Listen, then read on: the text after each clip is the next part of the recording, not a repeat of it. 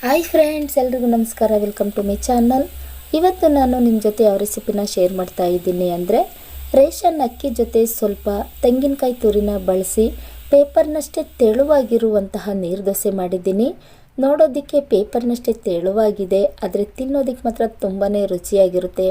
ಈ ನೀರು ದೋಸೆನ ನಾವು ಯಾವುದ್ರ ಜೊತೆ ಬೇಕಾದ್ರೂ ತಿನ್ನಬಹುದು, ಅಷ್ಟೇ ರುಚಿಯಾಗಿರುತ್ತೆ. ಇದನ್ನು ಮಡಚಿ ತಿಂದರೆ 2 ತುತ್ತಿಗೆ ತಿಂದು ಖಾಲಿ ಮಾಡಬಹುದು, ಅಷ್ಟು ತೆಳುವಾಗಿದೆ ಮತ್ತು ಅಷ್ಟೇ ಸ್ಮೂತಾಗಿದೆ.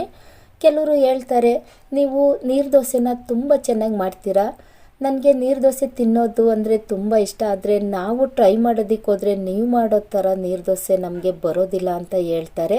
ಈ ನೀರು ದೋಸೆ ಮಾಡೋದು ಕಷ್ಟ ಏನೂ ಅಲ್ಲ.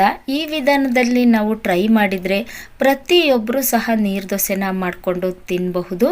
ಈ ನೀರು ದೋಸೆನ ನಾನು ಯಾವ ರೀತಿ ಮಾಡಿದ್ದೀನಿ ಅನ್ನೋ ವಿಡಿಯೋನ ನಿಮ್ಮ ಜೊತೆ ಶೇರ್ ಮಾಡ್ತಾ ಇದ್ದೀನಿ. ದಯವಿಟ್ಟು ವಿಡಿಯೋನ ಸ್ಕಿಪ್ ಮಾಡದೆ ನೋಡ್ಕೊಂಡು ಬರೋಣ ಬನ್ನಿ. ನೀವೇನಾದರೂ ಬೆಳಗಿನ ತಿಂಡಿಗೆ ನೀರು ದೋಸೆ ಮಾಡಬೇಕು ಅಂದ್ಕೊಂಡ್ರೆ ನಿಮಗೆ ಎಷ್ಟು ಬೇಕೋ ಅಕ್ಕಿ ಅಷ್ಟನ್ನು ನೀವು ರಾತ್ರಿನೇ ನೆನೆಸಿಟ್ಕೊಬೇಕಾಗುತ್ತೆ. ಇವಾಗ ನಾನಿಲ್ಲಿ 1.5 ಗ್ಲಾಸ್ ಆಗೋಷ್ಟು ಅಕ್ಕಿನ ರಾತ್ರಿನೇ ನೆನೆಸಿಟ್ಕೊಂಡಿದ್ದೆ. ಬೆಳಗ್ಗೆ ಅದನ್ನು 2-3 ಸರಿ ತೊಳೆದಿಟ್ಕೊಂಡಿದ್ದೀನಿ. ಇವಾಗ ಅದಕ್ಕೆ ಅರ್ಧ ಭಾಗ ತೆಂಗಿನಕಾಯಿ ತುರಿನ ಹಾಕ್ತಾಯಿದ್ದೀನಿ. 1.5 ಗ್ಲಾಸ್ಗೆ ಅರ್ಧ ಭಾಗ ತೆಂಗಿನಕಾಯಿ ತುರಿನ ಹಾಕ್ತಾಯಿದ್ದೀನಿ.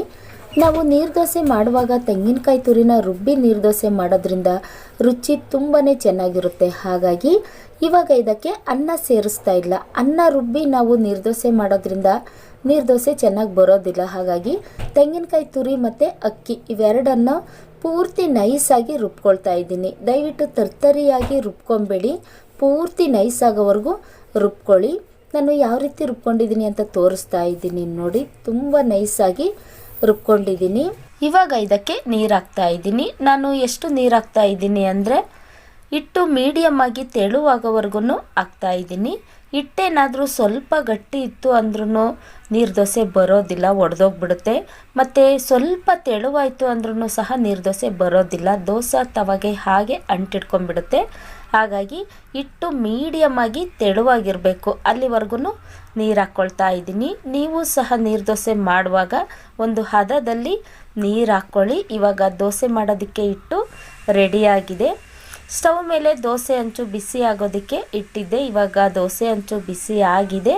ನೀವೇನಾದರೂ ಹೊಸ ನಾಸ್ಟಿಕ್ ದೋಸೆ ತವದಲ್ಲಿ ದೋಸೆ ಮಾಡ್ತಾ ಇದ್ದರೆ ಈ ರೀತಿ ಕೆಳಗಡೆಗೆ ಎಣ್ಣೆ ಹಚ್ಚೋದೇನು ಬೇಡ, ಹಾಗೆ ಮಾಡಿ ದೋಸೆ ತುಂಬ ಚೆನ್ನಾಗಿ ಬಂದ್ಬಿಡುತ್ತೆ. ನಾನು ಹಳೆ ದೋಸೆ ತವದಲ್ಲಿ ದೋಸೆ ಮಾಡ್ತಾ ಇರೋದ್ರಿಂದ ಕೆಳಗಡೆಗೆ ಸ್ವಲ್ಪ ಎಣ್ಣೆ ಹಚ್ಚಿ ನೀರು ದೋಸೆ ಮಾಡ್ತಾ ಇದ್ದೀನಿ.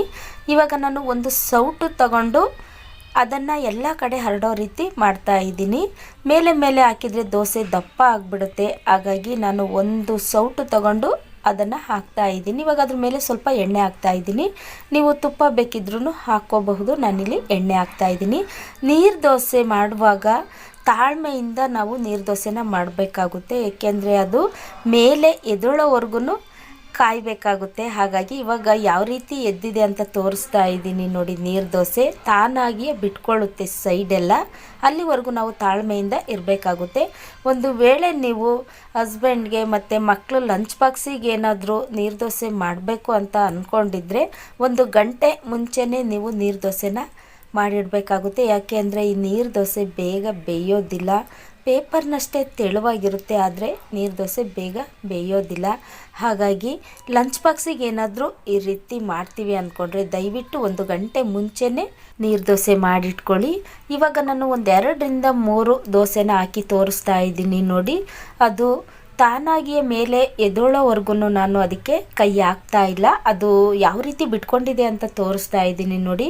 ನೀರು ದೋಸೆನ ತೆಗಿಯೋದಕ್ಕೇ ಕಷ್ಟ ಅಂತ ಅನಿಸುತ್ತೆ, ಅಂಥದ್ರಲ್ಲಿ ನಾನು ತಿರುಗಿಸಿ ಸಹ ಹಾಕ್ತಾ ಇದ್ದೀನಿ. ದೋಸೆನ ಹಾಕ್ತಾ ನನಗಂತೂ ತುಂಬಾ ಖುಷಿ ಆಯಿತು. ಅದು ಮೇಲೆ ಎದ್ದೋಳೋದನ್ನು ನೋಡಿ ನನಗೆ ತುಂಬಾ ಖುಷಿ ಆಯಿತು. ಹಾಗಾಗಿ ನಾನು ಒಂದು 3-4 ದೋಸೆಗಳನ್ನು ಹಾಕಿ ನಿಮಗೆ ತೋರಿಸ್ತಾ ಇದ್ದೀನಿ ನೋಡಿ. ಅಷ್ಟು ನೀಟಾಗಿ ದೋಸೆಗಳು ಬರ್ತಾ ಇದ್ದಾವೆ. ಕೆಲವೊಂದು ಟೈಮು ಏನಾಗುತ್ತೆ ಅಂದರೆ, ದೋಸೆ ತವ ಮೇಲೆ ಹಿಟ್ಟನ್ನು ಹಾಕಿದ ತಕ್ಷಣ ದೋಸೆಗಳು ಒಡೆದೋಗ್ಬಿಡುತ್ತೆ. ಆವಾಗ ಏನಾಗಿರುತ್ತೆ ಅಂದರೆ, ಹಿಟ್ಟು ಸ್ವಲ್ಪ ಗಟ್ಟಿಯಾದರೆ ಆ ರೀತಿ ಆಗಿರುತ್ತೆ.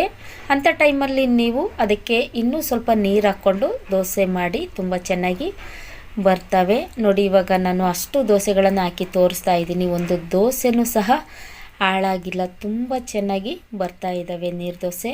ಮಕ್ಕಳಿಗೇನಾದರೂ ಈ ನೀರು ದೋಸೆ ಜೊತೆ ನೀರು ಚಟ್ನಿ ಮಾಡಿಕೊಟ್ರೆ ತುಂಬ ಖುಷಿಯಿಂದ ತಿಂದ್ಬಿಡ್ತಾರೆ. ಮತ್ತು ದೊಡ್ಡವರು ಅಷ್ಟೇ ಖುಷಿಯಿಂದ ಹೊಟ್ಟೆ ತುಂಬೋವರೆಗೂ ತಿಂತಾನೆ ಇರ್ತಾರೆ. ಯಾಕೆಂದರೆ ಈ ನೀರು ದೋಸೆ ತೆಳುವಾಗಿದ್ರೂ ಸಹ ಅಷ್ಟೇ ರುಚಿಯಾಗಿರುತ್ತೆ. ಹಾಗಾಗಿ ಇವಾಗ ನೀರು ದೋಸೆ ಯಾವ ರೀತಿ ಇದೆ ಅಂತ ತೋರಿಸ್ತಾ ಇದ್ದೀನಿ ನೋಡಿ. ಅಷ್ಟು ತೆಳುವಾಗಿದೆ, ಆದರೆ ಸ್ವಲ್ಪನೂ ಹಾಳಾಗಿಲ್ಲ. ದೋಸೆ ಪೇಪರ್ನಷ್ಟೇ ತೆಳುವಾಗಿದೆ. ಮಡಚಿ ತಿಂದರೆ 2 ತುತ್ತಿಗೆ ತಿಂದು ಖಾಲಿ ಮಾಡಬಹುದು, ಅಷ್ಟು ತೆಳುವಾಗಿದೆ ಮತ್ತು ಅಷ್ಟೇ ರುಚಿಯಾಗಿರುತ್ತೆ. ಈ ವಿಧಾನದಲ್ಲಿ ಟ್ರೈ ಮಾಡಿ ನೋಡಿ. ನೀರು ದೋಸೆ ನನಗೆ ಬರೋದಿಲ್ಲ ಅನ್ನೋರು ಸಹ ಮಾಡಿಕೊಂಡು ತಿನ್ನಬಹುದು. ನೋಡಿದ್ರಲ್ಲ ಫ್ರೆಂಡ್ಸ್, ನೀರು ದೋಸೆನ ನಾನು ಯಾವ ರೀತಿ ಮಾಡಿದ್ದೀನಿ ಅಂತ. ಯಾರೆಲ್ಲ ಹೊಸದಾಗಿ ನನ್ನ ಚಾನಲ್ನ ನೋಡ್ತಾ ಇದ್ದೀರಾ, ದಯವಿಟ್ಟು ಸಬ್ಸ್ಕ್ರೈಬ್ ಮಾಡಿಕೊಂಡು ವಿಡಿಯೋ ನೋಡಿ. ಈ ನೀರು ದೋಸೆ ನಿಮಗೆ ಇಷ್ಟ ಆಗಿದ್ದರೆ ಒಂದೇ ಒಂದು ಲೈಕ್ ಮಾಡಿ, ಶೇರ್ ಮಾಡಿ, ಸಬ್ಸ್ಕ್ರೈಬ್ ಮಾಡ್ಕೊಂಡು ವಿಡಿಯೋ ನೋಡೋದನ್ನು ಮರಿಬೇಡಿ. Thank you.